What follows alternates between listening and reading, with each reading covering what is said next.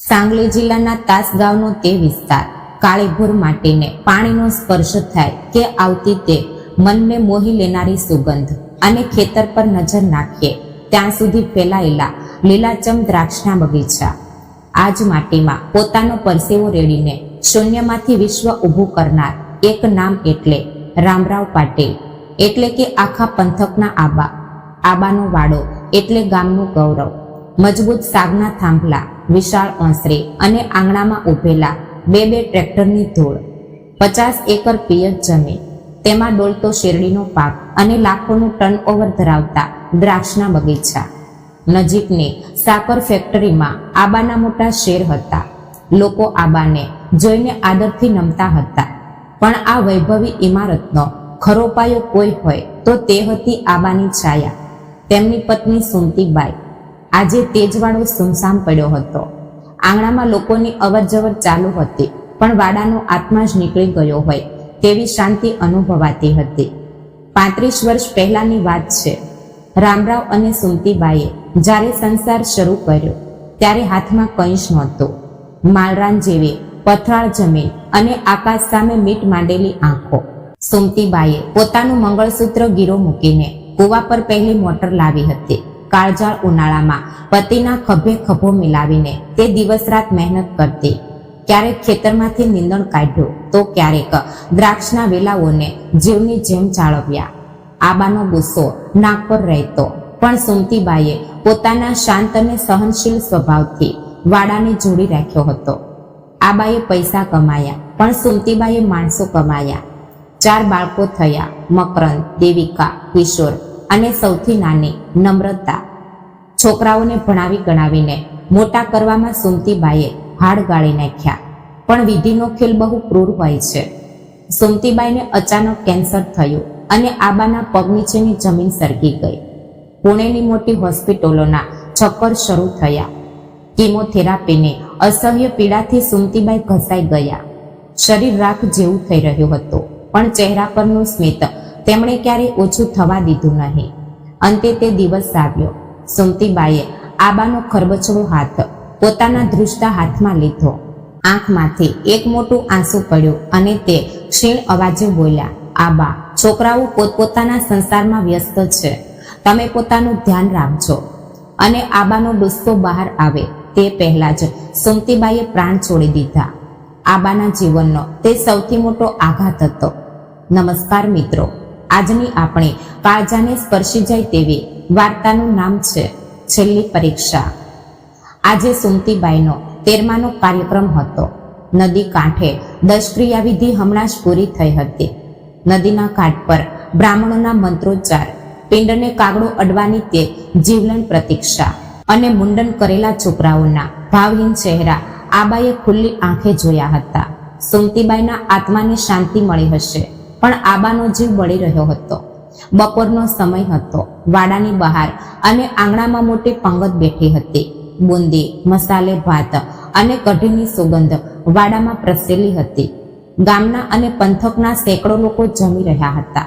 સુમતીબાઈનો સ્વભાવ જ એવો હતો કે કોઈ પણ તેમની યાદમાં રડી પડતું હતું. આબા વાડાની ઓસરીમાં એક ખૂણામાં રહેલી જૂની આરામ ખુરશી પર બેઠા હતા. સફેદ પહેરણ, નીચે ધોતિયો અને માથા પરની ગાંધી ટોપી આજે થોડી નમેલી હતી. તેમની નજર શૂન્યમાં મંડાયેલી હતી. 4 સંતાનો હોવા છતાં આજે આબાના વાડામાં એકલતા કરડવા દોડતી હતી. મોટો દીકરો મકરંદ પુણેમાં મોટી IT કંપનીમાં બોસ હતો. તે પંગતમાં બેઠેલા લોકો સામે જોયા વગર વારંવાર પોતાની સ્માર્ટ વોચમાં કંઈક ચેક કરી રહ્યો હતો. ગરમીને કારણે તેના કપાળ પર કરચલો પડી હતી. દેવિકા, જેના લગ્ન મુંબઈમાં મોટા ઘરે થયા હતા, તે એક હાથમાં પોતાનો મોંઘો ફોન પકડીને કોઈની સાથે અંગ્રેજીમાં વાત કરી રહી હતી. સાડી પર ડાઘ ન લાગે તે માટે છેડો સાચવીને તે ભીડથી 4 ડગલા દૂર જ ઊભી હતી. નાનો કિશોર તાલુકામાં તેનું પોતાનું ટ્રેક્ટર અને ગાડીઓનું ગેરેજ હતું, પણ વ્યવસાયમાં તેને સતત ખોટ જતી હતી. માથા પર દેવાનો ડુંગર હતો. તેના ચહેરા પર શોખ કરતા એક પ્રકારની અસ્વસ્થતા અને ચિંતા વધારે દેખાતી હતી. ફક્ત સૌથી નાની નમ્રતા, જે નજીકના જ ગામમાં સરકારી શાળામાં શિક્ષિકા હતી, તે છેડાથી આંખો લૂછતી પંગતમાં બેઠેલી સ્ત્રીઓને આગ્રહ કરીને પીરસી રહી હતી. માતાના જવાથી તે અંદરથી પૂરેપૂરી તૂટી ગઈ હતી. આબાને આ ભીડમાં અચાનક ગુંગળામણ થવા લાગી. માથું ભમવા લાગ્યું. સુમતીના જવાથી છોકરાઓ પોતાની નજીક આવશે, 2 શબ્દો પ્રેમથી બોલશે એવી તેમની ભોળી આશા હતી. પણ છેલ્લા 13મા દિવસમાં એકે જણે આબાને પૂછ્યું નહોતું કે આબા તમે જમ્યા કે નહીં, અથવા આબા મમ્મી ગઈ, હવે તમે અમારી સાથે ચાલો, થોડું સારું લાગે. એટલે આબા ખુરશી પરથી ઉઠ્યા અને વાડાના પાછળના ભાગે જ્યાં જૂનો કૂવો અને ગમાણ હતી ત્યાં ગયા. ગમાણની દિવાલ પાછળ કોઈ ગણગણાટ કરતું હોય તેવો અવાજ તેમને આવ્યો. આબાના ડગલા ત્યાં જ થંભી ગયા. અવાજ મકરંદ, દેવિકા અને કિશોરનો હતો. જો કિશોર, પ્રેક્ટિકલી વિચાર કર. મકરંદનો શહેરી અને કોરો અવાજ આવ્યો. મમ્મી હતી ત્યાં સુધી ઠીક હતું, હવે આબા એકલા રહી ગયા છે. આટલો મોટો વાડો અને 50 એકર જમીન એકલા માણસ માટે સાચવવી શક્ય નથી. તો શું કરવાનું દાદા? કિશોરે થોડી ઉતાવળથી પૂછ્યું. કરવાનું શું? હાઈવે ટચ જે 10 એકર દ્રાક્ષનો બગીચો છે ને, તે આપણે વેચી દઈશું. આબાને પુણેમાં કોઈ સારા સિનિયર સિટીઝન કેરમાં રાખી શકાશે અને વાડાની જગ્યા ડેવલપરને આપીશું તો કરોડોમાં રમીશું. દેવિકા એકદમ પ્રોફેશનલ ટોનમાં બોલી રહી હતી, જાણે તે માતાના 13મામાં નહીં પણ કોઈ બોર્ડરૂમ મીટિંગમાં બેઠી હોય. તે જે પણ કરો, પણ મને મારો હિસ્સો જલ્દી મળવો જોઈએ દાદા. ગેરેજ પર 60 લાખનું દેવું છે. ફાઇનાન્સવાળા રોજ બારણે આવીને બેસે છે. મમ્મી હતી ત્યાં સુધી આબા પાસેથી થોડા પૈસા કઢાવીને મને આપ્યા, પણ હવે કોણ આપશે? મને મારી વહેંચણી આપી દો, બાકી તમે વાડાનું જે કરવું હોય તે કરો. કિશોરનો સ્વાર્થી અને ચીડિયો અવાજ આબાના કાને અથડાયો. અરે પણ આબાને કેવી રીતે કહેશું આ બધું? આજે જ તો 13મું છે. મકરંદે શંકા વ્યક્ત કરી. કહેવાનું શું એમાં? આબાની ઉંમર થઈ ગઈ છે હવે અને લીગલ વારસદાર આપણે છીએ ને. આપણે કાલે નીકળતા પહેલા આબા સાથે બેસીને બધું ક્લિયર કરી દઈશું. દેવિકાએ ફેસલો સંભળાવી દીધો. આબાના માથા પર જાણે વીજળી પડી. તેમના પગ ધ્રુજવા લાગ્યા. તેમને લાગ્યું કે જમીન ફાટશે અને પોતે તેમાં સમાઈ જશે. મારી સુમતીની ચિતા હજુ પૂરી રીતે ઠરી પણ નથી. ઘરમાં ચૂલાની રાખ હજુ તેવી જ છે અને મારા જ લોહીના છોકરાઓ મારા જીવતા જીવ મારા ઘર અને મિલકતના ટુકડા કરવા લાગ્યા. આબાના મનને અસહ્ય વેદના થઈ. તેમને સમજાયું કે સુમતી હતી એટલે આ વાડો ટકી રહ્યો હતો. તે જ આ સંબંધોને ચીપકાવી રાખનાર ગુંદર હતી. સુમતી ગઈ અને સંબંધોના મોહરા ખરી પડ્યા. આ છોકરાઓને પોતાનો બાપ નથી જોઈતો, તેમને ફક્ત રામરાવ પાટીલની બેંક જોઈએ છે. આબા ત્યાં એક ક્ષણ પણ થોભ્યા નહીં. અત્યંત ભારે પગલે તે પાછા ફર્યા. તે ફરીથી વાડામાં આવ્યા અને પોતાની આરામ ખુરશીમાં આવીને બેસી ગયા. સામેની દિવાલ પર સુમતીબાઈનો મોટો ફોટો લગાવેલો હતો. ફોટા પર તાજા ફૂલનો હાર ચડાવેલો હતો. ફોટામાં સુમતી હંમેશની જેમ હસતી હતી. આબાએ તે હસતા ચહેરા સામે જોયું. વાડામાં હજુ લોકોની ભીડ હતી. પંગત પર પંગત ઉઠી રહી હતી. પણ આ ભરેલા વાડામાં રામરાવ પાટીલ આજે સાચા અર્થમાં નિરાધાર અને ભિખારી બની ગયા હતા. આખી જિંદગી માટીમાંથી સોનું પકવનાર તે ખરબચડા ચહેરા પર ઊંડી ઉતરી ગયેલી આંખોમાંથી એક અત્યંત એકલ વાયો અને ગરમ આંસુ ટપક્યો અને તેમના દૂધ જેવા સફેદ પહેરણ પર પડીને અદૃશ્ય થઈ ગયું. સફેદ પહેરણ પર પડેલું તે એકલું આંસુ આબાના જીવનના નવા ઉજ્જળ પ્રકરણની શરૂઆત હતી. 13માના તે ભીડભાડ અને શોર બકોરના દિવસો માંડ પૂરા થયા. આવેલા મહેમાન, સગા સંબંધીઓ બધા પોતપોતાના ઘરે પરત ફરવા લાગ્યા. મકરંદ, દેવિકા અને કિશોર પણ વિધિઓ પતાવીને જમીનની વહેંચણીનો તે અધૂરો રહેલો દાવ મનમાં ને મનમાં ગોઠવતા પોતપોતાના શહેરો તરફ નીકળી ગયા.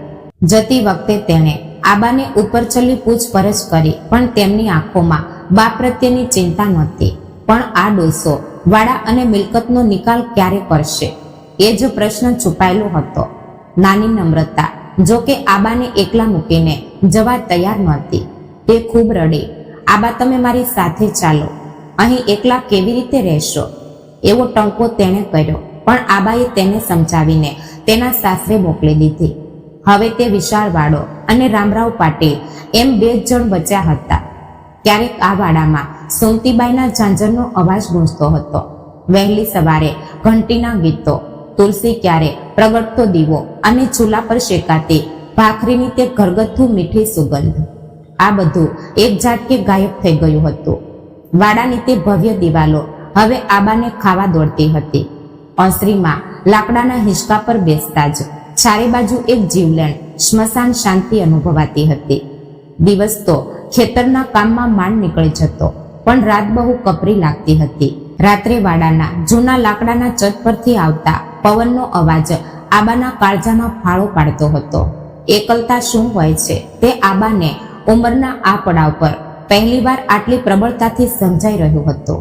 આજ સમયમાં છોકરાઓના ફોન આવતા, પણ તે ફોન બાપના આધાર માટે નહોતા. મકરનનો ફોન આવે તો તે બોલતો, હેલો આબા, મેં પેલા પુણેના ડેવલપરને જોયો છે, તમે કહો ક્યારે આવવાનું છે? આપણે પેલી હાઈવેની જમીનની વાત કરી લઈશું, અત્યારે રેટ સારો મળી રહ્યો છે. દેવિકાનો ફોન આવતો, આબા, મેં એક કેરટેકર એજન્સી સાથે વાત કરી છે, તમને ત્યાં વાડામાં એકલા રહેવા કરતા પુણે મુંબઈના કોઈ પ્રીમિયમ ઓલ્ડ એજ હોમમાં સારું રહેશે. તેમ પણ તે વાડો હવે શું કામનો, વેચી નાખો. કિશોર તો સીધો મુદ્દા પર જ આવતો, આબા, મારા ફાઇનાન્સરે ગાડીઓ ખેંચી જવાની ધમકી આપી છે, મને મારો હિસ્સો ક્યારે આપો છો તે કહો, નહીં તો હું ત્યાં આવીને ધામા નાખીશ. આ ફોન કોલ્સ પછી આબાનો જીવ તલ પાપડ થઈ જતો. કોઈએ ભૂલથી પણ પૂછ્યું નહીં કે આબા આજે શું જમ્યા, રાત્રે ઊંઘ આવી કે નહીં, દવા સમયસર લીધી કે નહીં. જે છોકરાઓ માટે આપણે લોહીનું પાણી કર્યું, માટીમાં પરસેવો પાડ્યો, તે છોકરાઓ આટલા પથ્થર દિલ અને પૈસાના ભૂખ્યા કેવી રીતે થઈ ગયા? આ વિચાર આબાના મગજને શૂન્ય કરી દેતો હતો. એવી જ એક ઉદાસ બપોર હતી. વાડામાં શાંતિ હતી. આબા જૂની યાદોથી વ્યાકુળ થઈને બેડરૂમમાં ગયા. ખૂણામાં સુમતીબાઈની એક જૂની મજબૂત સાગની પેટી રાખેલી હતી. તે પેટીમાં સુમતીબાઈની દુનિયા હતી. આબાએ ધ્રુજતા હાથે તે પેટી ખોલી.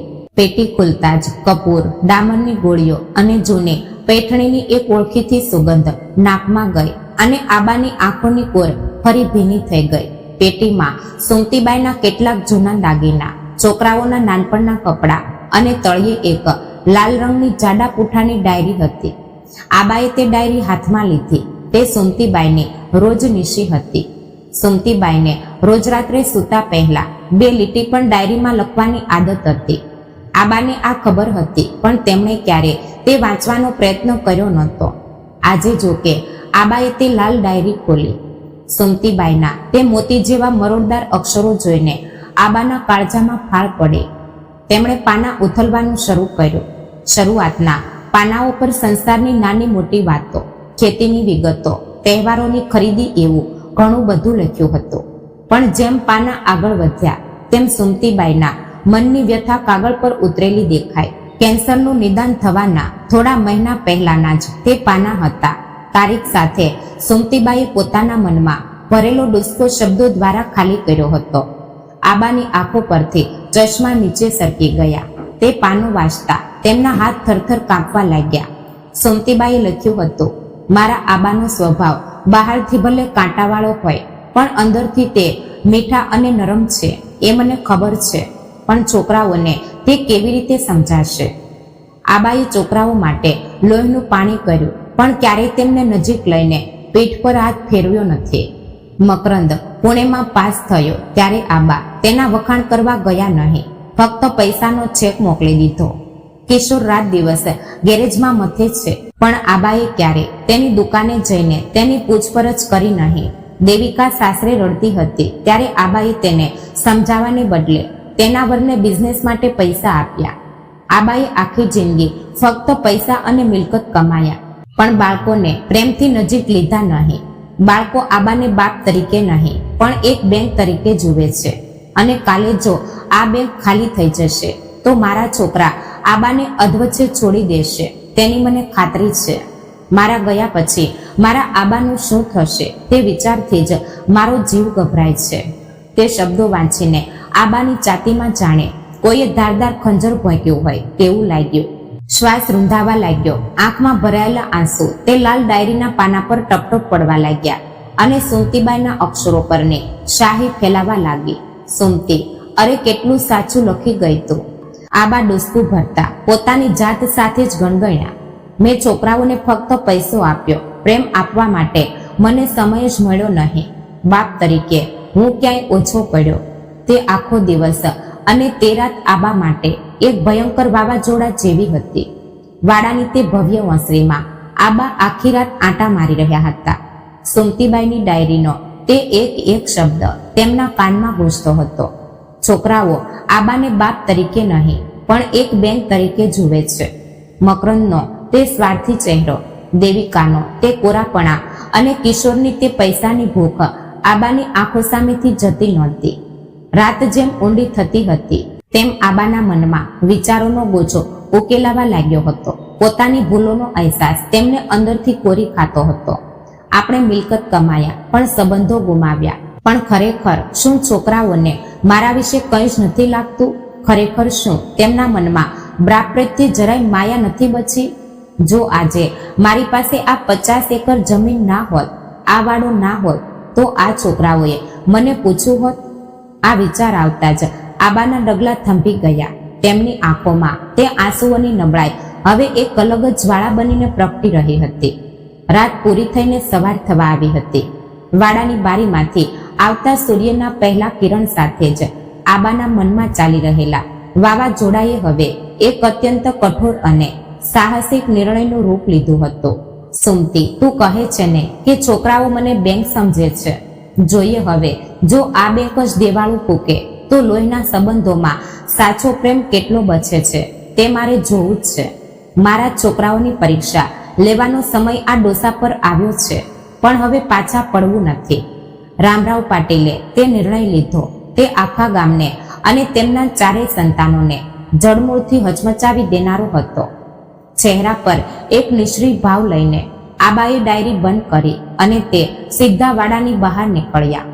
સૂર્યના પહેલા કિરણો તાસગાવની માટી પર પડે તે પહેલા જ રામરાવ પાટીલની જીપ તાલુકા તરફ દોડવા લાગી હતી. ગઈકાલે રાત્રે સુમતીબાઈની ડાયરીએ આબાના મનમાં રહેલી પિતૃત્વની કલ્પનાને જડમૂળથી ઉખાડી ફેંકી હતી. હવે તેમની અંદર એક અલગ જ રામરાવ પાટીલ જાગ્યા હતા, જેમણે કોઈ પણ લાગણીના વશમાં આવ્યા વગર વાસ્તવિકતાનો સામનો કરવો હતો. તાલુકાના સ્થળે દેશપાંડે કાકાની જૂની અને જાણીતી ઓફિસ હતી. લાકડાના ટેબલ, પીળા પડી ગયેલા જૂની ફાઇલોના ઢગલા અને દિવાલો પરના જૂના કેલેન્ડર. દેશપાંડે કાકા એ આબાના ફક્ત વકીલ જ નહીં પણ છેલ્લા 40 વર્ષોથી તેમના કાયદેસરના સલાહકાર અને મિત્ર પણ હતા. આબાની મિલકતનો એક હિસાબ તેમની પાસે હતો. જીપની બ્રેક લાગી એટલે કાકાએ ચશ્મા સરખા કરીને બહાર જોયું. કેમ આબા, આજે સવારમાં અને ચહેરા પર આવું કોરોપણું કેમ? શું થયું છે? દેશપાંડે કાકાએ ચિંતાની સાથે પૂછ્યું. આબા સીધા ખુરશીમાં બેઠા અને કડક અવાજે બોલ્યા, કાકા, સમય ઓછો છે. મારા બધા જ બેંક ખાતા, ફેક્ટરીના શેર અને જમીનના 7/12 આ બધું જ એવું કંઈ કરો કે આ બધી સંપત્તિ પર મારો જ અધિકાર રહે, પણ કાગળ પર મારો તે સંપત્તિ પર કોઈ સીધો માલિકી હક દેખાવો જોઈએ નહીં. કાકાના હાથમાંથી પેન નીચે પડી ગઈ. આબા, આ શું? પાગલ થઈ ગયા છો તમે? અચાનક શું થયું? અને છોકરાઓ? મકરંદ, દેવિકા, કિશોર, એમને પૂછ્યું તમે? તે તો આભ ફાડી નાખશે.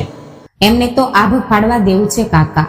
આબાનો અવાજ એકદમ ઠંડો હતો. મારા પરિવારમાં હવે રામરાવ પાટીલ નામનો બાપ બચ્યો નથી. તે ફક્ત એક બેંક બની ગયો છે. મારે ગામમાં એવી અફવા ફેલાવી છે કે હું શેર બજારમાં અને કેટલાક ખોટા વ્યવહારોમાં પૂરેપૂરો ડૂબી ગયો છું. મારા પર ઘણું દેવું થઈ ગયું છે અને બેંક મારો વાડો જપ્ત કરી રહી છે. હું દેવાળીઓ થઈ ગયો છું. દેશપાંડે કાકા સ્તબ્ધ થઈને સાંભળી રહ્યા હતા. આબા, આ કાયદેસર તો કરી શકાશે, પણ તમે તમારા જ બાળકો સાથે આવો ખેલ કેમ રમો છો? ગામમાં તમારી આબરૂનું શું? લોકો શું કહેશે? કાકા, જે બાપને પોતાના જ ઘરમાં સંતાનોના પ્રેમ માટે ભિખારીની જેમ બેસવું પડે છે, તેની આબરૂ ક્યારની બહાર ટંગાઈ ગઈ હોય છે. તમારે ફક્ત આ કાયદેસર કામ પૂરું કરવાનું છે. મારા કોઈ પણ દીકરાને કે ગામના કોઈને પણ આપણે શું કર્યું છે તેની ખબર પડવી જોઈએ નહીં. આ મારી તમને છેલ્લી વિનંતી છે. આબાનો તે કરારી અને નિશ્ચય ચહેરો જોઈને દેશપાંડે કાકા આગળ એક પણ શબ્દ બોલી શક્યા નહીં. મૂંગા મોઢે તેમણે દસ્તાવેજો તૈયાર કરવાનું શરૂ કર્યું. બપોરે કામ પતાવીને આબા ફરી વાડા પર આવ્યા. તેમણે પોતાના રૂમમાં જઈને ફક્ત 2 જોડી સાદા કપડાં, સુમતીબાઈનો તે હસતો ફોટો, તેની તે લાલ રોજનીશી અને એક જૂનો કેરોસીનનો સ્ટવ, આટલો સામાન એક કોથળામાં ભર્યો. પેઢીઓથી જે વાડાએ રામરાવ પાટીલનો રૂઆબ જોયો હતો, જે વાડામાં ક્યારેક દિવાળી દશેરા ધામધૂમથી ઉજવાતા હતા, તે વાડાના ભવ્ય સાગના દરવાજાને આબાએ પોતાના હાથે એક મોટું તાળું માર્યું. કડીમાં તાળું લગાવતી વખતે તેમના હાથ થોડા ધ્રુજા, આંખોમાં પાણી આવ્યું, પણ તેમણે તે ઝટકી નાખ્યું. વાડાને પેટ બતાવીને આબા ચાલવા લાગ્યા. તેમના ડગલા ખેતર તરફ વળ્યા. ગામની બહાર તેમના ખેતરના એકદમ છેડે કૂવા પાસે એક જૂની પતરાની શેડ ઊભી હતી. પહેલા શેરડી કાપતા મજૂરો ત્યાં જ રહેતા હતા. હવે તે પૂરેપૂરી પડતર હાલતમાં હતી. શેડનો દરવાજો અવાજ સાથે ખુલ્યો. અંદર ગંધાતી હવા, જમીન પર ધૂળના થર અને પતરાના કાણામાંથી અંદર આવતો તડકો. એક ખૂણામાં ખાતરના ખાલી કોથળા અને કેટલાક તૂટેલા ઓજારો પડ્યા હતા. રામરાવ પાટીલ જેવા કરોડપતિ માણસ માટે આવી જગ્યાએ ઊભા રહેવું પણ મુશ્કેલ હતું. પણ આબાએ પોતે સાવરણી લઈને ત્યાં થોડી સાફ સફાઈ કરી. એક જૂની દોરીની ખાટલી ત્યાં નાખી. એક તૂટેલા લાકડાના ખોખા પર સુમતીબાઈનો ફોટો મૂક્યો અને બાજુમાં સ્ટવ. આજ હવે રામરાવ પાટીલનો મહેલ હતો. બપોર ઢળતા ઢળતા આ સમાચાર વાયુવેગે ફેલાઈ ગયા. આબાનો પાકો મિત્ર સખારામ ત્યાં હાંફતો હાંફતો આવ્યો. તેના માથે સાપો, હાથમાં લાકડી અને ચહેરા પર પ્રચંડ ગુસ્સો હતો. રામ્યા, રામ્યા, બહાર આવ. સખારામ સીધો તાડુક્યો. આબા શેડની બહાર આવ્યા. આ શું માંડ્યું છે તે? તું વાડામાંથી સામાન લઈને તારી શેડમાં આવ્યો છે, એવું મજૂરોએ જણાવ્યું. મારો તો વિશ્વાસ જ નથી આવતો. મગજ ફરી ગયું છે તારું? ઘડપણમાં લોકો શું કહે છે ખબર છે? રામરાવ પાટીલ પાગલ થઈ ગયો છે. વાડો છોડીને ઉકરડા પર રહેવા આવ્યો છે. આબરૂના લીરે લીરા ઉડાવવાનો છે હવે પોતાના હાથે. સખારામ ગુસ્સામાં ધ્રુજી રહ્યો હતો. આબા શાંતિથી એક પથ્થર પર બેઠા અને બોલ્યા, સખ્યા, આબરૂના લીરે લીરા તો ક્યારનાય ઉડી ગયા છે રે. ફક્ત તે કોઈને દેખાય નહીં, મને દેખાયા. સખારામે કપાળ પર હાથ માર્યો. અરે પણ શેના માટે? મકરંદ અને દેવિકા તને છોડશે નહીં. જો તેમણે સાંભળ્યું કે બાપે બધી મિલકત ડૂબાડી દીધી તો તે તને કોર્ટમાં ખેંચશે. તેમને જ તો મારે જોવાશે સખ્યા. આબાના અવાજમાં ધાર હતી. સુમતી ગઈ ત્યારથી આ છોકરાઓ મને બાપ કરતા પૈસાની મશીન સમજીને વર્તે છે. હું દેવાળીઓ થયો છું, મારા પર દેવું છે. આ સાંભળ્યા પછી આ બેંકના વારસદારમાંથી કોણ મારી પડખે ઊભા રહે છે અને કોણ પીઠ ફેરવે છે તે મારે જોવું છે. આબાએ સુમતીબાઈની ડાયરીનો તે ફકરો સખારામને વાંચી સંભળાવ્યો. સખારામ તે સાંભળીને સ્તબ્ધ થઈ ગયો. તેની આંખમાં પણ પાણી આવ્યું. રામ્યા, સુમતી વહુનું સાચું છે રે. પણ તું આજે કંઈ કરે છે ને તેમાંથી તું તેમની પરીક્ષા લે છે કે પોતાની જાતને સજા આપે છે. આ ટપકતા પતરા નીચે આ ગંધાતી હવામાં રહીને તું પોતાની જાતને ખતમ કરી નાખીશ. અને ધારો કે તારા છોકરાઓએ તારી તરફ પીઠ ફેરવી દીધી તો તે આઘાત ઝીરવી શકીશ તું? નહીં ઝીરવી શકાય તો સુમતી પાસે જતો રહીશ. પણ આવી રીતે રોજ સંબંધોનો ખોટો દેખાડો કરીને જીવવા કરતા એકવાર જે હોય તે નિકાલ આવી જાય તે સારું. આબા મક્કમતાથી બોલ્યા. સખારામ સમજી ગયો કે હવે આપણો આ મિત્ર કોઈનું સાંભળશે નહીં. તે ભારે હૈયે બોલ્યો, તારે જે કરવું હોય તે કર રામ્યા, પણ યાદ રાખજે હું તારો મિત્ર છું. આ નાટકમાં હું કંઈ બોલીશ નહીં, પણ તને મારી ક્યારેય પણ જરૂર પડે તો આ સખો તારી પાછળ ઊભો રહેશે. સખારામ આંખો લૂછતા ત્યાંથી નીકળી ગયો. ધીરે ધીરે સૂર્ય આથમ્યો અને આખું ખેતર અંધારામાં ડૂબી ગયું.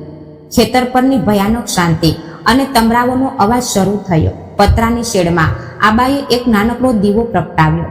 રાતનો ઠંડો પવન વધવા લાગ્યો હતો. પતરાની તિરાડો અને તૂટેલી બારીમાંથી આવતો ઠંડો પવન આબાના હાડકા સુધી પહોંચી રહ્યો હતો.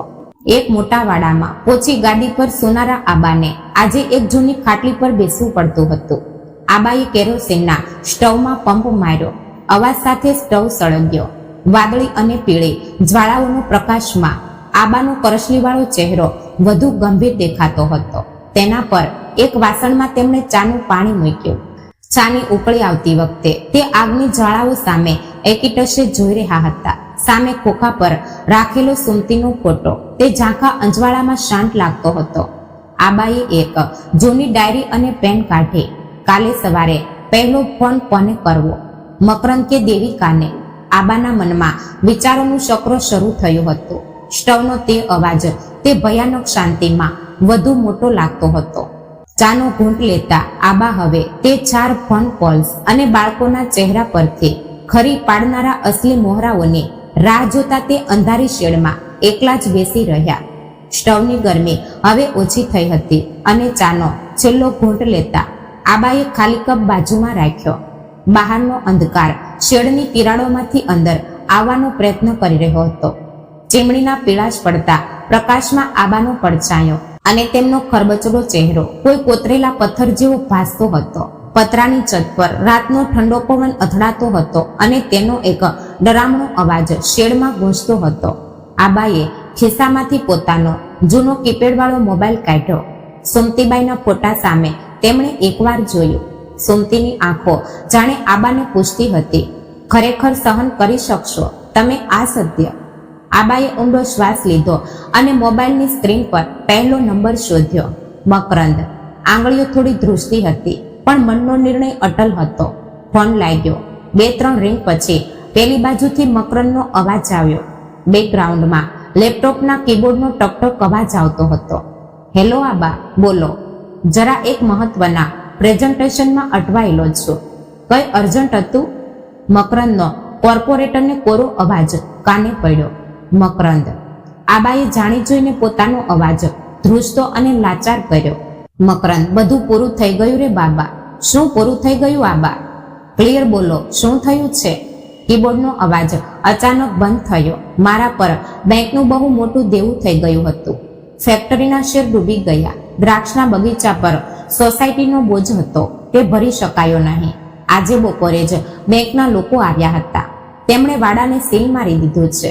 મારો વાડો બેંકે જપ્ત કરી લીધો છે. મકરંદ.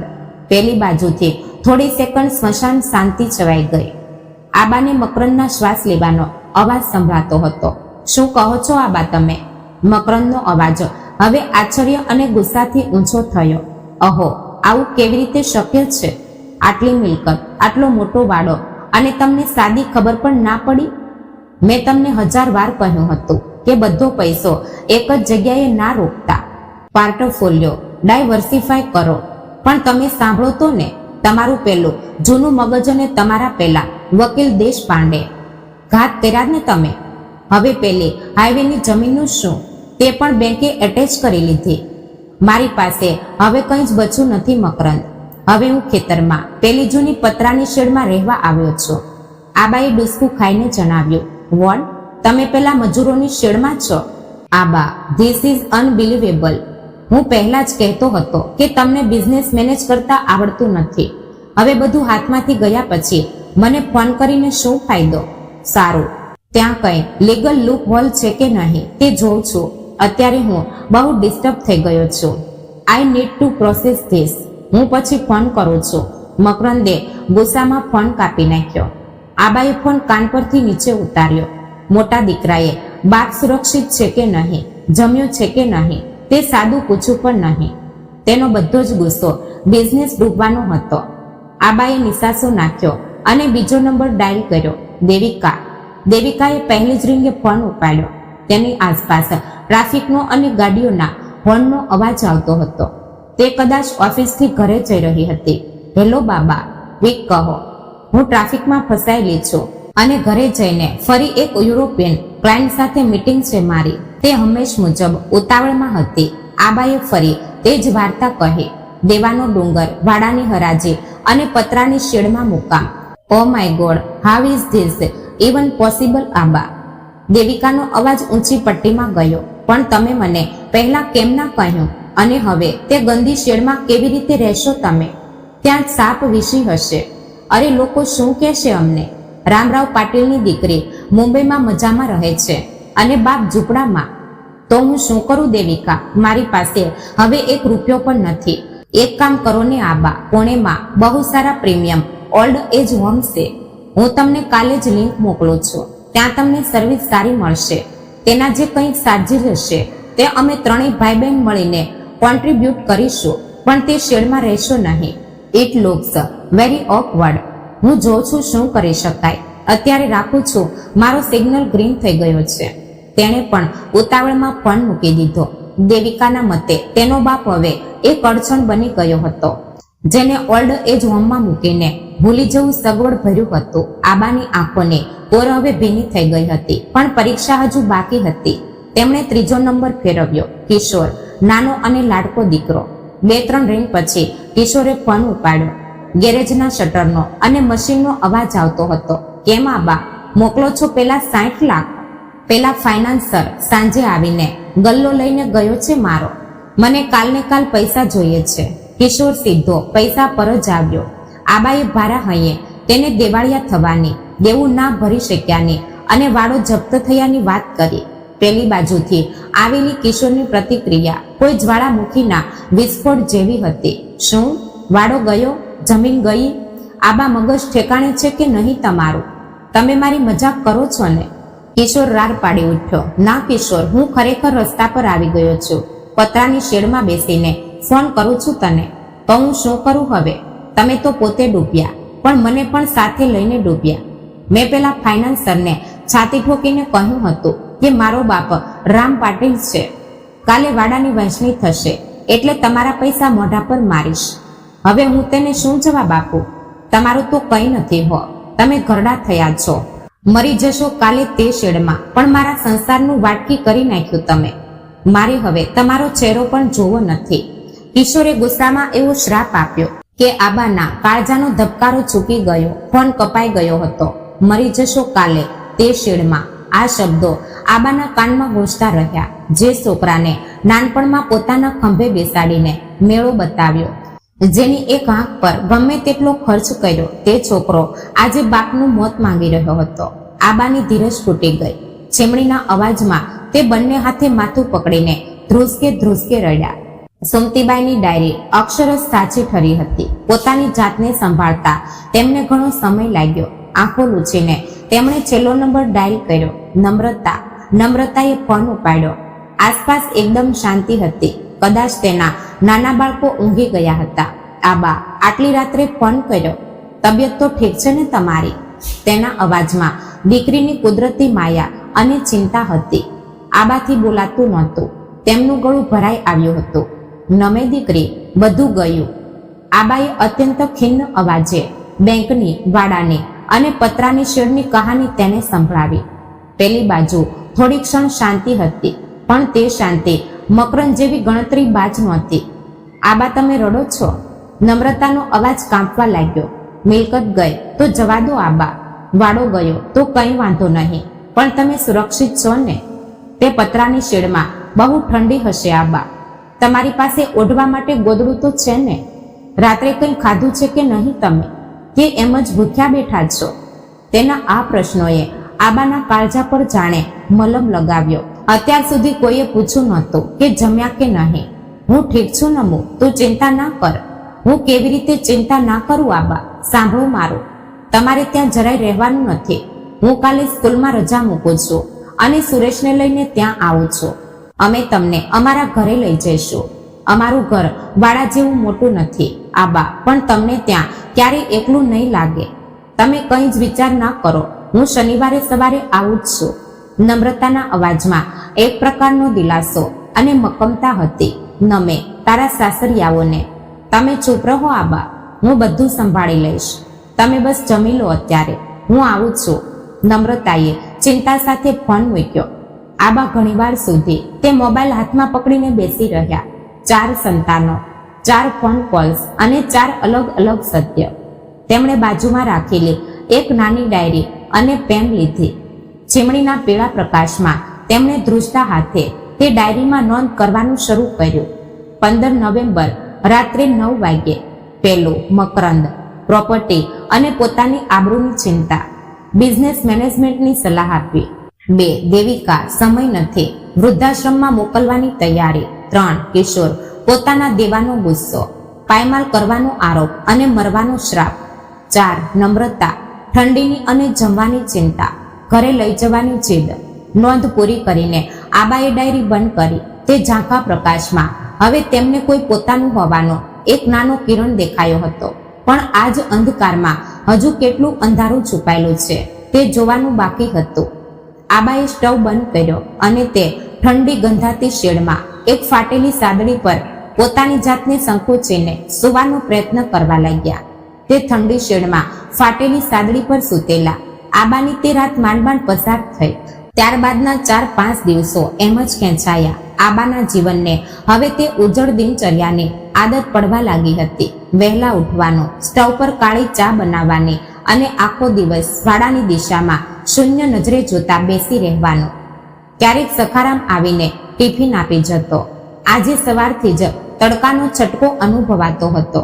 ખેતરના છેડે આવેલી તે શેડનું પતરું તપવા લાગ્યું હતું. અચાનક કાચા રસ્તા પરથી ધૂળ ઉડાડતી એક સફેદ છકછકતી મોટી એસયુવી કાર શેડ તરફ આવતી દેખાઈ. ગાડીની ઝડપ અને તેનો રૂવાબ કહી રહ્યો હતો કે શેડમાંથી કોઈ મોટી હસ્તી આવી છે.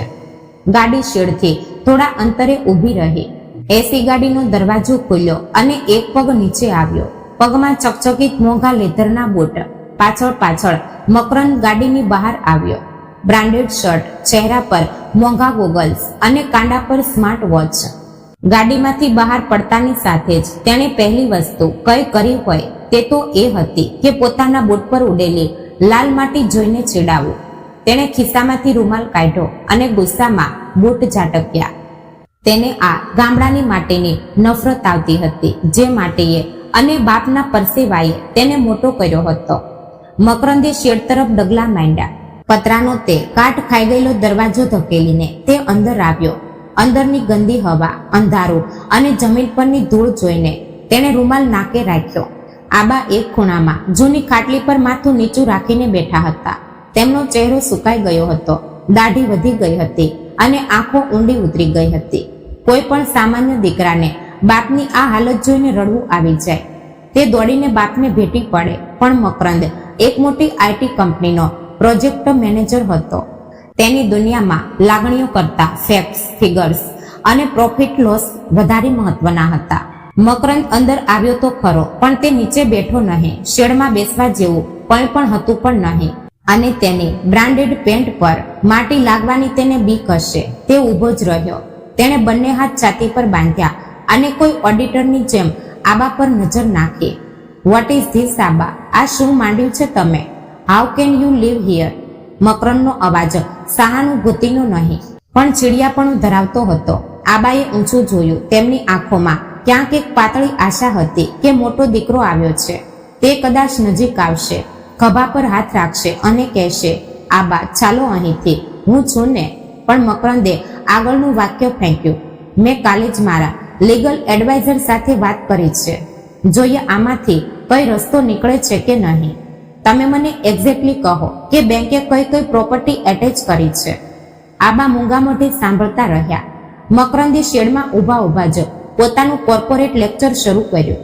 જુઓ આબા, હવે ઇમોશનલ થઈને ચાલશે નહીં. We have to B practical. બેંકે ભલે વાડો સીલ કર્યો હોય, પણ કાયદામાં કેટલાક લૂપ હોલ્સ હોય છે. પેલી હાઈવેની 10 એકર જમીન જે મમ્મીના નામે હતી તેનું નોમિનેશન કોની પાસે છે? જો તે આપણે પહેલા જ મારા નામે ટ્રાન્સફર કરી લઈએ તો આપણે બેંકને કોર્ટમાં ચેલેન્જ કરી શકીએ છીએ. અને ફેક્ટરીના શેર તે પણ ગયા. How could you be so careless? હું તમને 3 વર્ષથી કહેતો હતો કે બધો પૈસો એક જ ટોપલીમાં ના રાખો. રિયલ એસ્ટેટમાં નાખો, કોમર્શિયલ લીઝ પર આપો, મ્યુચ્યુઅલ ફંડ લો, પણ નહીં. તમને તો તમારો પેલો જૂનો ખેતીનો બિઝનેસ જ મહાન લાગતો હતો. તે બોલતા વચ્ચે જમણો પગ જમીન પર પછાડતો હતો. સતત ઘડિયાળમાં જોતો હતો. બાપ ભિખારી થયાનું દુઃખ તેને નહોતું, પણ બાપે પોતાની ઇન્વેસ્ટમેન્ટ ડૂબાડી તેનું તેને દુઃખ હતું. આબા અત્યંત ક્ષીણ અવાજે બોલ્યા. મકરંદ, બધું બેંકના ગજવામાં ગયું છે. બધી પાવર ઓફ એટર્ની તેમની પાસે જ હતી.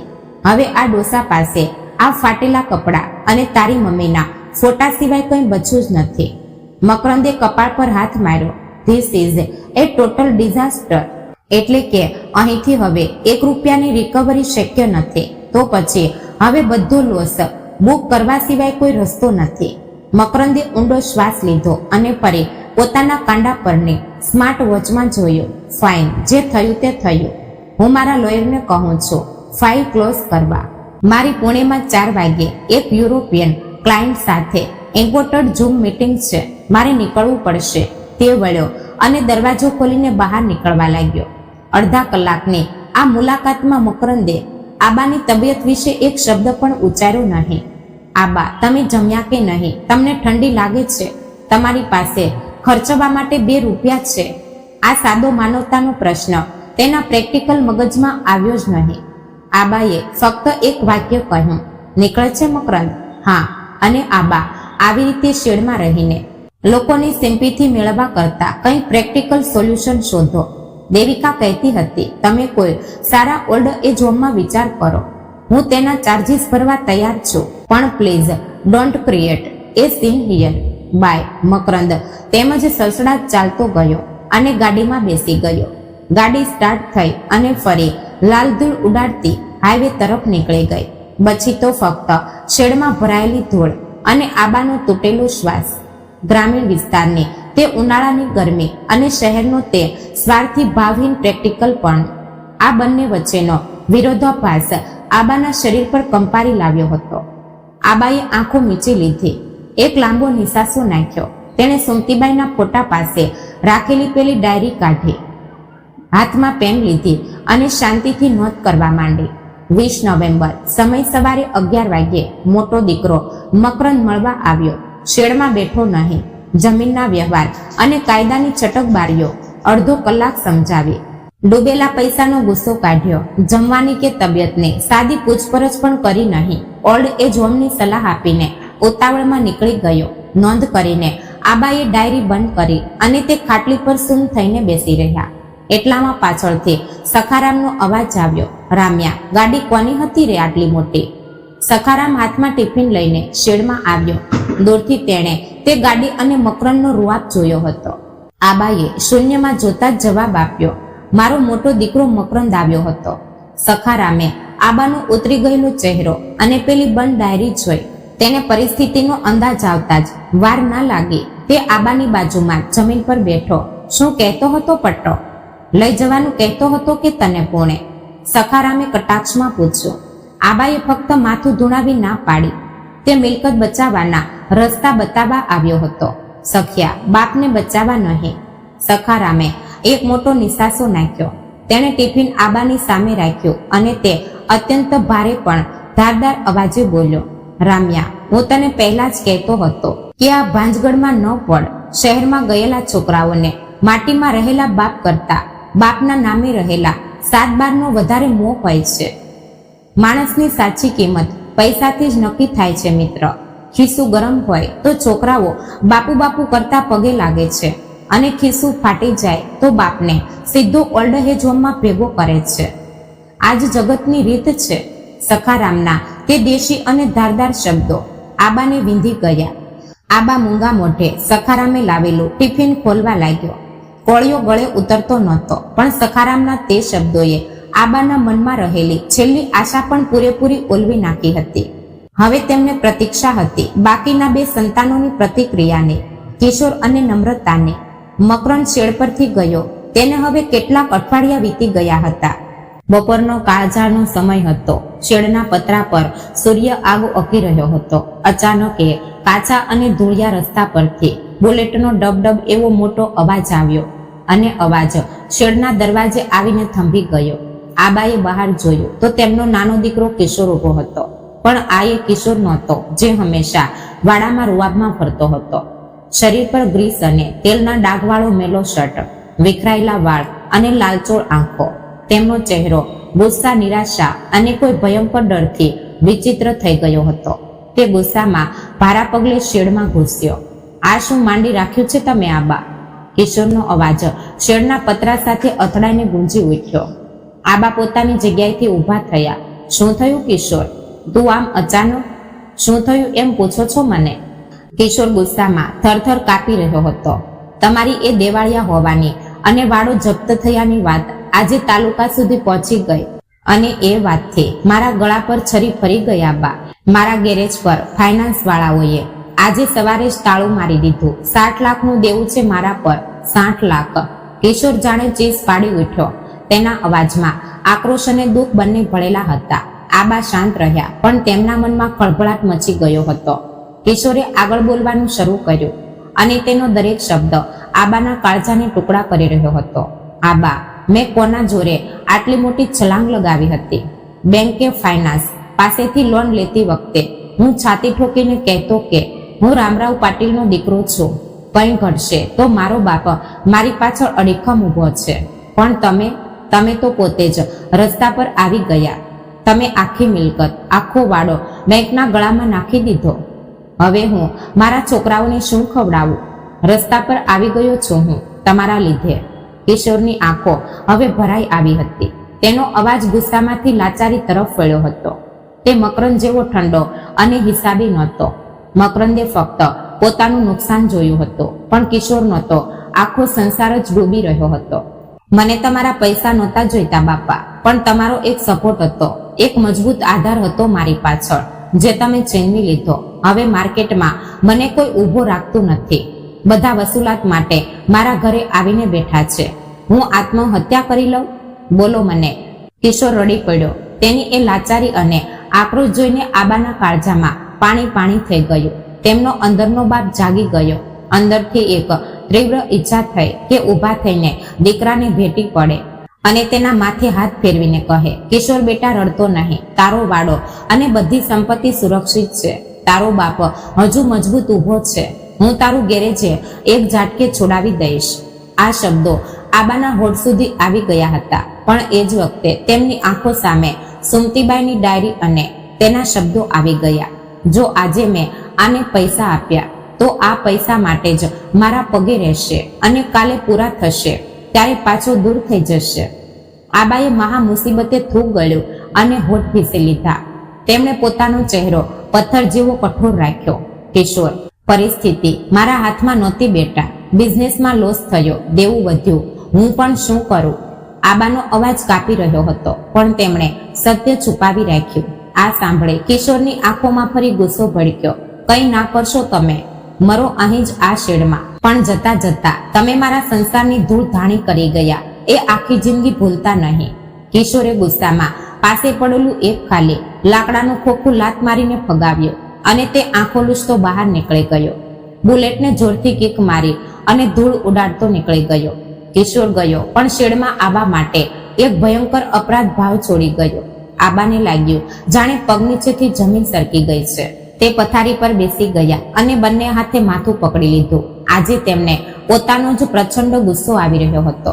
રાત પડી, શેડમાં અંધારું ફેલાયું. આબાએ ચૂલો સળગાવ્યો નહીં, ચા પણ ના બનાવી. તેણે બસ ચીમની સળગાવી અને સુમતીબાઈના ફોટા પાસે રાખેલી પેલી ડાયરી ખોલી. પેન પકડતી વખતે આજે તેમના હાથ હંમેશા કરતા વધુ ધ્રુજી રહ્યા હતા. 5 ડિસેમ્બર બપોરનો સમય. નાનો દીકરો કિશોર આવ્યો હતો. તે ખૂબ મોટી મુસીબતમાં છે. તેનું ગેરેજ ડૂબી રહ્યું છે. તે મારા પર ખૂબ ગુસ્સે થયો. મારો અપમાન કરીને ગયો, પણ મકરંદ જેવો તે હિસાબી નથી. તે અંદરથી પૂરો ગભરાઈ ગયો છે. એક બાપે દીકરાને મુસીબતમાં મદદ કરવાને બદલે આવી ખોટી કસોટી લેવી એ મને અંદરથી કોતરી રહ્યો છે. આજે મેં મારા જ દીકરાને ભિખારી બનતા અને રડતા જોયો, અને છતાં હું ચૂપ રહ્યો. આનું પ્રાયશ્ચિત મને કેવી રીતે મળશે? સુમતી, બાપ તરીકે હું કેટલો નાલાયક છું કે દીકરાનો આક્રોશ જોઈને પણ મેં સત્ય છુપાવી રાખ્યું. ડાયરીમાં નોંધ કરતી વખતે આબાની આંખોમાંથી ટપ ટપ આંસુ સરી રહ્યા હતા અને પાના પરની શાહી ફેલાઈ રહી હતી. કિશોરની એ અવસ્થાએ આબાને અંદરથી તોડી નાખ્યા હતા. તેમને સમજાતું હતું કે કિશોર સ્વાર્થી નહોતો. તે પરિસ્થિતિનો માર્યો અને બાપનો આધાર તૂટવાને લીધે ભાંગી તૂટેલો એક સાદો માણસ હતો. છતાં આબાએ પોતાની ઓળખ અને સંપત્તિનું સત્ય છુપાવી રાખવાનો નિર્ણય કાયમ રાખ્યો. આ ભયંકર સમયમાં અને નિરાશાની ભીડમાં હવે આબાને માત્ર એક જ વ્યક્તિની રાહ હતી, તેમની નાની દીકરી નમ્રતા. તેણે શનિવારે આવવાનું વચન આપ્યું હતું અને એ શનિવાર આબાની જિંદગીમાં કયો નવો પાઠ લઈને આવવાનો હતો તેની જ તે રાહ જોઈ રહ્યા હતા. કિશોરની એ કડવી મુલાકાત પછી આબાનું મન અશાંત હતું, પણ કાળી રાત પછી આવતી સોનેરી સવાર જેવો શનિવાર ઉગ્યો. આબા સવારથી જ શેડના પથ્થર પર નજર માંડીને બેઠા હતા. તાપ માથે આવ્યો ત્યાં કાચા રસ્તે ધૂળ ઉડાડતો એક બાઇકનો અવાજ આવ્યો. સુરેશની એ જૂની સ્પ્લેન્ડર ગાડી શેડ પાસે આવીને ઊભી રહી. પાછળ નમ્રતા બેઠી હતી, હાથમાં 2-3 થેલીઓ હતી. ગાડી પરથી ઉતરતા જ તેની નજર શેડ અને આબા પર પડી. આબાની વધેલી સફેદ દાઢી, શરીરે મેલો પહેરણ અને આંખોમાં એ એકલતા જોઈને નમ્રતાનું કાળજું ધડકી ઉઠ્યું. તેની આંખોમાં પાણી આવી ગયું, પણ તેણે ઝટપટ લૂછી નાખ્યું અને દોડીને આગળ આવી. આબા કહેતા તેણે આબાના બંને હાથ પોતાના હાથમાં લીધા. સુરેશે પણ ગાડી પાર્ક કરી અને આબાના પગે લાગ્યો. શું હાલત કરી લીધી આબા તમે પોતાની? કેવી રીતે રહો છો તમે આ ઢોરના તબેલા જેવી જગ્યામાં? નમ્રતાના અવાજમાં બાપ માટે ચિંતા અને પીડા હતી. કંઈ નહીં નમે, હવે આદત પડી ગઈ, બેસો અહીં. આબાએ પલંગ પર જગ્યા કરી. નમ્રતા બેઠી નહીં. તેણે તરત પોતાની થેલી ખોલી, તેમાંથી એક ચોખ્ખી શેતરંજી કાઢી અને જમીન પર પાથરી. પહેલા જમી લો આબા, પછી બીજી વાત. સવારથી કંઈ ખાધું નહીં હોય તમે, મને ખબર છે. તેણે થેલીમાંથી સ્ટીલનો ડબ્બો કાઢ્યો. ડબ્બો ખોલતા જ એ પતરાના શેડમાં એવો તો દેશી અળવી અને પરિચિત સુગંધ ફેલાય કે આબાની ભૂખ જાગી ઉઠી. ચૂલા પર શેકેલો ગરમા ગરમ બાજરીનો રોટલો, જીરા લસણના વઘારવાળું ઘટ પીઠલું, લાલ મરચા લસણની ચટણી અને સાથે ડુંગળી. સુમતીબાઈના નિધન પછી આ શેડમાં આવ્યા બાદ આબાને ઘરના જમણનો આવો કોળિયો મળ્યો જ નહોતો. નમ્રતાએ પોતાના હાથે રોટલાનો ટુકડો પીઠલામાં જબોડીને પહેલો કોળિયો આબાના મોં પાસે ધર્યો. આબાએ કોળિયો ખાધો અને તેમની આંખોમાંથી ચોધાર આંસુ વહેવા લાગ્યા. દીકરીના હાથના એક કોળિયામાં આબાને તેમની સુમતી જ પાછી આવી હોય તેવો ભાસ થયો. સુરેશ બાજુમાં ઊભો હતો. તે ઘણો સાદો અને સમજદાર માણસ હતો. તે મકરંદ જેવો પ્રેક્ટિકલ કે કિશોર જેવો પૈસા પાછળ ભાગનારો નહોતો. આબાનો રડતો ચહેરો જોઈ સુરેશ બોલ્યો, આબા તમે જરાય ચિંતા ન કરશો. મિલકત ગઈ, વાડો ગયો તો ભલે ગયો, માણસો ક્યાં ગયા છે? હું છું ને. અમારું ઘર નાનું છે, પણ ત્યાં તમારા માટે જગ્યા ખૂબ મોટી છે. તમે અમારી સાથે ચાલો. એક જમાઈએ જેને સંપત્તિ સાથે કોઈ લેવા દેવા નહોતી, તેણે આપેલો આ આધાર મકરંદે એ પોકળ કોર્પોરેટ સલાહ કરતા લાખો ગણો કિંમતી હતો. જમ્યા પછી નમ્રતા શાંત ના બેસી. તેણે સાડલો ખોચ્યો અને કામે વળગી. કુવેથી પાણી ભરી લાવી. શેડનો ખૂણે ખૂણો વાળી જોડીને સાફ કર્યો. આબાના મેલા કપડાં સાબુથી ધોઈને બહાર દોરી પર સૂકવ્યા. શેડનો એ બગડેલો સ્ટવ સુરેશે બેસીને ઠીક કરી આપ્યો. નમ્રતા ઘરેથી એક જૂનો પણ સાફ સુથરા વાદળી રંગનો પડદો લાવી હતી, જે તેણે શેડની તૂટેલી બારી અને દરવાજાની ફાટ પાસે બાંધ્યો, જેથી રાતની ઠંડી હવા આબાને સીધી ના લાગે. ત્યારબાદ તેણે ઉંમરે પાણી ચાટીને સફેદ રંગની એક સુંદર નાની રંગોળી પૂરી અને વચ્ચે સ્વસ્તિક બનાવ્યું. આબા આ બધું એક જગ્યાએ બેસીને જોઈ રહ્યા હતા. નમ્રતાના સ્પર્શ અને નાના ફેરફારોથી એ નિર્જીવ ઉબકા આવે તેવા શેડને અચાનક એક ઘરનું સ્વરૂપ મળ્યું હતું. હવે ત્યાં મજૂરોની દુર્ગંધ નહોતી, પણ કપડાં ધોવાના સાબુની અને પીઠલા રોટલાની સુગંધ હતી. સામે રાખેલો સુમતીબાઈનો ફોટો પણ આજે જાણે સમાધાનથી હસી રહ્યો હોય તેવું આબાને લાગ્યું. કામ પતાવી નમ્રતા આબા પાસે આવીને બેઠી. તેમણે આબાના કરચલીવાળા હાથમાં હાથ લીધા. આબા, મારી એક જ વિનંતી છે, મારી સાથે ઘરે ચાલો. આ મજૂરો જેવું જીવન કેમ જીવો છો? તમે રામરાવ પાટીલ છો. તમને આવા ફાટેલા કપડામાં જોવું મને નથી ગમતું. મારે તમારી મિલકત નથી જોઈતી, મને બસ મારો ભાગ જોઈએ છે. નમ્રતાના અવાજમાં આજીજી હતી. આબાનું ગળું ભરાઈ આવ્યું. તેમનો અંદરનો બાપ પોકારી રહ્યો હતો કે દીકરીને ભેટીને બધું સત્ય કહી દઉં અને તેને વાડામાં લઈ જાઓ. પણ આબાને આ પરીક્ષા અધૂરી નહોતી છોડવી.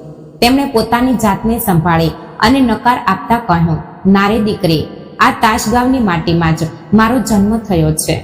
વાડો ભલે બેંકે લીધો, પણ આ ખેતરનો ચેડો હું મરતા સુધી નહીં છોડું. અને ગળપણમાં દીકરીના ઘરે જઈને રહેવું આપણને શોભે નહીં. નમ્રતાએ ઘણો આગ્રહ કર્યો, પણ આબા માન્યા નહીં. અંતે સુરેશે તેના ખભા પર હાથ રાખ્યો અને કહ્યું, નમે, આબાને જબરજસ્તી ના કર.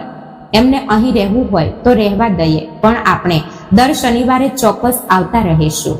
બપોર ઢળે એટલે બંને જવા નીકળ્યા. જતી વખતે નમ્રતાએ આબા માટે લાવેલું અઠવાડિયાનું સીધું, ફળ અને થોડા પૈસા છૂપછાપ તેમના અશિકા નીચે મૂકી દીધા. તે બંને ગયા અને શેડમાં ફરી શાંતિ ફેલાઈ. પણ આજની શાંતિ પહેલા જેવી ડરામણી નહોતી. તેમાં એક પ્રકારની હૂંફ હતી. ચીમનીના અંજવાળામાં આબાએ પેલી ડાયરી ખોલી. મકરંદ, દેવિકા અને કિશોરના નામ જે પાના પર હતા, ત્યાં બસ સ્વાર્થ અને ગુસ્સો હતો. પણ જ્યારે નમ્રતાના નામનું પાનું ખોલ્યું, ત્યારે તેમની કલમ ઝડપથી ચાલવા લાગી. દર શનિવારે તે આવે છે, ક્યારેક એસટીમાં તો ક્યારેક પતિના બાઇક પર. તેણે ક્યારેય 7-12 ઉતારો નથી માંગ્યો, બેંકની લોન વિશે નથી પૂછ્યું. તેણે બસ એટલું જ પૂછ્યું કે મારો બાપ કેવો છે. એક સુતરાઉ પડદા અને રંગોળીથી તેણે આ શેડને ઘર બનાવી દીધું. દેવિકાને મારું અહીં રહેવું સ્ટેટસમાં નાનપ લાગ્યો, પણ નમ્રતાને પોતાના હાથે મારા મેલા કપડાં ધોયા. સુમતી, તું કહેતી હતી ને કે છોકરાઓને બેંક માને છે, પણ આપણી નમ્રતા મને આજે પણ પોતાનો બાપ માને છે. આમ જ અનેક શનિવાર વીત્યા. નમ્રતા અને સુરેશનો આવવાનો ક્રમ ક્યારેય તૂટ્યો નહીં. આબાની ડાયરી નમ્રતાના પ્રેમથી ભરાઈ ગઈ, પણ સમયનું ચક્ર અટકતું નથી. ધીમે ધીમે નવેમ્બર મહિનો પૂરો થયો અને હવામાં ઠંડક પ્રસરી. આ કડકડતી ઠંડી સામે આબાના પતરાનો શેડ રક્ષણ આપવા તૈયાર નહોતો. આબાની કસોટીનો સૌથી કઠિન તબક્કો હવે શરૂ થવાનો હતો. જાન્યુઆરી મહિનો બેઠો. તાશગાંવમાં આ વર્ષે એવી ઠંડી પડી કે સવારે ઝાકળના ટીપા પણ જામી જતા. રામરાવ પાટીલ માટે આ શિયાળો જીવલેણ સાબિત થયો. શેડની ફાટોમાંથી ઠંડી હવા અંદર ઘૂસતી. આબા પાસે ઓઢવા માટે એક જૂની ગોદડી જ હતી. 70 વર્ષની ઉંમરે શરીર હવે સાથ છોડી રહ્યું હતું. છાતીમાં કફ ભરાયો અને એક રાત્રે તેમને ભયંકર ઉધરસ ઉપડી. 2 દિવસમાં તબિયત વધુ લથડી. શ્વાસ લેવામાં તકલીફ થઈ અને તાવ ચડ્યો. ન્યુમોનિયાએ તેમને ઘેરી લીધા. ઊભા થઈને ચા બનાવવાની શક્તિ પણ ન રહી. શનિવારની સવાર હતી. નમ્રતા ડબ્બો લઈને આવી. શેડ ખોલતા જ તેના હોશ ઉડી ગયા. આબા પલંગ પર અર્ધ બેભાન હાલતમાં પડ્યા હતા. આબા, શું થયું તમને? નમ્રતા દોડીને ગઈ. આબાનું શરીર તવા જેવું તપતું હતું. તેને તરત સુરેશને ફોન કર્યો. સુરેશ ડોક્ટર લઈને આવ્યો. ડોક્ટરે તપાસીને કહ્યું, પાટીલ, ન્યુમોનિયા થયો છે, હોસ્પિટલમાં દાખલ થવું પડશે. પણ આબાએ ના પાડી. તો હું પણ અહીંથી ક્યાંય નહીં જાઉં, નમ્રતાએ મક્કમતાથી કહ્યું. તેણે શાળામાંથી 15 દિવસની રજા લઈ લીધી અને શેડમાં જ રોકાઈ ગઈ. દીકરીની માયા હવે પૂરેપૂરી વરસી. તેણે ઉકાળો બનાવ્યો. આબાને પોતાના હાથે પીવડાવ્યો. સુરેશે ગામમાંથી પ્લાસ્ટિકની તાલપતળી લાવી આખા શેડને બહારથી કવર કરી દીધું, જેથી ઠંડી હવા અંદર ના આવે.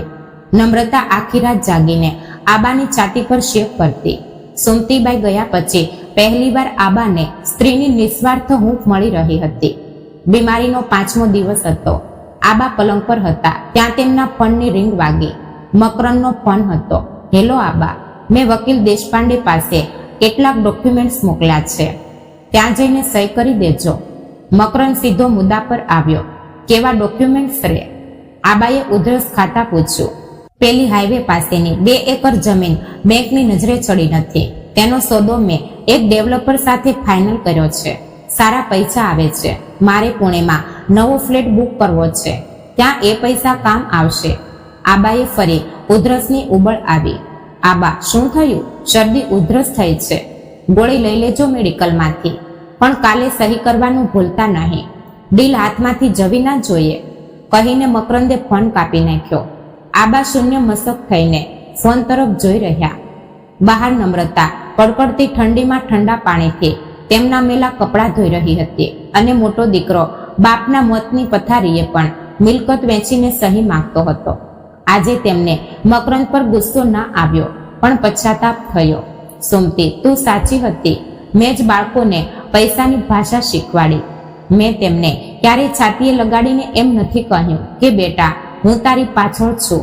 મેં હંમેશા તેમની સફળતાને પૈસાથી માપી. જો હું વ્યવહારની ભાષા બોલ્યો હોઉં તો આજે તેઓ મારી સાથે ભાવનાની ભાષા કેવી રીતે બોલે? આપણે જે વાવીએ તે જ લણવું પડે. આગળના 15 દિવસોમાં નમ્રતાની સેવાથી આબાની તબિયત સુધરી. નમ્રતાની રજાઓ પૂરી થઈ એટલે સુરેશ તેને લેવા આવ્યો. જતી વખતે નમ્રતાએ ફરી આગ્રહ કર્યો, આબા હવે તો હઠ છોડો અને સાથે ચાલો. આબાએ પ્રેમથી તેના માથે હાથ ફેરવ્યો. દીકરી, તે મારી ખૂબ સેવા કરી. હવે મને કોઈના આધારની જરૂર નહીં પડે. તું ચિંતા ના કર. નમ્રતા ગઈ. ફેબ્રુઆરી પૂરી થઈ. માર્ચની શરૂઆત થઈ. આબાએ પોતાની પેલી ડાયરી ખોલી. મકરંદ, દેવિકા, કિશોર અને નમ્રતાના પાનાઓ જોયા. આજે તેમના હાથ ધ્રુજતા નહોતા. મનમાં શાંતિ હતી. તેમણે કોરા પાના પર છેલ્લા શબ્દો લખ્યા. પરીક્ષા પૂરી થઈ. હવે પરિણામ જાહેર કરવાનો સમય છે. રામરાવ પાટીલે ડાયરી બંધ કરી. 9 મહિનાનું નાટક હવે સમાપ્ત કરવાનું હતું. તેમણે વકીલ દેશપાંડેને ફોન કર્યો.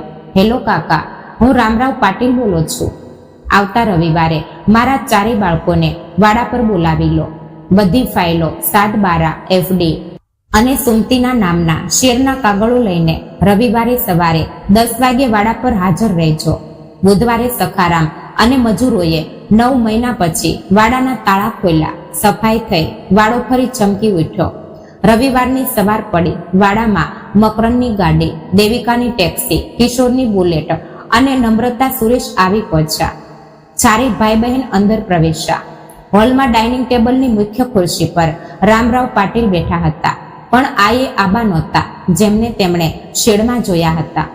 આજે આબા સફેદ ઇસ્ત્રી કરેલા પહેરણમાં, ધોતીમાં અને રૂઆબદાર ગાંધી ટોપીમાં સજ્જ હતા. પાછળ સુમતીબાઈનો ફોટો હતો જેને હાર ચડાવેલો હતો. ટેબલ પર 2 વસ્તુ હતી. એક લીલા રંગની ફાઇલ અને બીજી લાલ રંગની આબાની ડાયરી. આબા, આ બધું શું છે? બેંક મેનેજર ક્યાં છે? મકરંદે અચંબિત થઈને પૂછ્યું. બેસો બધા. આબાનો અવાજ ગુંજો. તમને પ્રશ્ન થતો હશે કે બેંકે જપ્ત કરેલા વાડામાં હું કેવી રીતે બેઠો છું? તો સાંભળો, આ વાડો ક્યારેય જપ્ત થયો જ નહોતો.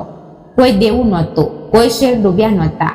મારી બધી બેંક ડિપોઝિટ અને મિલકત સુરક્ષિત છે. રામરાવ પાટીલ કાલે પણ કરોડપતિ હતો અને આજે પણ છે. આ વાક્ય જાણે હોલમાં બોમ્બ જેવું ફાટ્યું. મકરંદના મોંમાંથી બસ એટલું જ નીકળ્યું. વોટ? દેવિકાનો મોંઘો પણ હાથમાંથી છૂટી ગયો. કિશોર જે દેવામાં ડૂબેલો હતો તે સાવ થીજી ગયો. નમ્રતા પણ અવાક થઈ ગઈ. આબાએ આગળ કહ્યું, હા, મેં તમારી સાથે 9 મહિના જૂઠું બોલ્યું. એ શેડ, એ ગરીબી, બધું એક નાટક હતું. પણ કેમ આબા? આવો ભયંકર ખેલ કેમ? મકરંદે ગુસ્સામાં પૂછ્યું. આબાએ સુમતીની ડાયરી બતાવી. તમારી માને આ ડાયરીમાં લખ્યું હતું કે છોકરાઓ આબાને બાપ નહીં પણ બેંક માને છે. જો આ બેંક ખાલી થશે તો તે આબાને રઝળતા મૂકી દેશે. આ સાબિત કરવા અને તમારી અંદર મારું લોહી શોધવા મેં આ પરીક્ષા લીધી હતી. આબાએ પોતાની ડાયરી ખોલી. દરેકનું રિપોર્ટ કાર્ડ વાંચ્યું. મકરંદ, તે મને અડધો કલાક કાયદાની વાતો કરી પણ એકવાર પણ ના પૂછ્યું કે આબા તમે જમ્યા? તને મારો ઉધરસ ના સંભળાયો પણ જમીનના સોદાના પૈસા સંભળાયા. દેવિકા, તને તારા ક્લાયન્ટ્સમાં આ બાપનું સ્ટેટસ નીચું લાગ્યું એટલે તે મને વૃદ્ધાશ્રમનું ફોર્મ મોકલ્યું. કિશોર, તે મને મરવાનો શ્રાપ આપ્યો. કિશોર અચાનક આબાના પગમાં પડી ગયો અને ધ્રુસકે રડવા લાગ્યો. આબા, મને માફ કરી દો. મારો સંસાર ડૂબતો હતો એટલે હું ગભરાઈ ગયો હતો. આબાએ કિશોરના માથે હાથ મૂક્યો અને આંસુ લૂછ્યા. ભૂલ તમારી જ નથી, મારી પણ છે. મેં તમને મિલકત આપી પણ સંસ્કાર અને પ્રેમ આપવામાં હું ઓછો પડ્યો. મેં બાપ ઓછું અને ATM મશીન વધારે બનવાનું પસંદ કર્યું એટલે તમે મારી પાસે હંમેશા પૈસા જ માંગ્યા. પણ નમ્રતા તે સુમતીના સંસ્કારોમાં ઉછરી હતી. તેણે જ મને આ ગરીબીમાં પણ રાજાની જેમ સાચવ્યો. બધા જ રડવા લાગ્યા. મકરંદે આબાને ગળે લગાવ્યા. દેવિકા પણ રડી પડી. આબાએ આગળ વધતા ફાઇલ ખોલી. મેં મારું વસિયતનામું બનાવ્યું છે.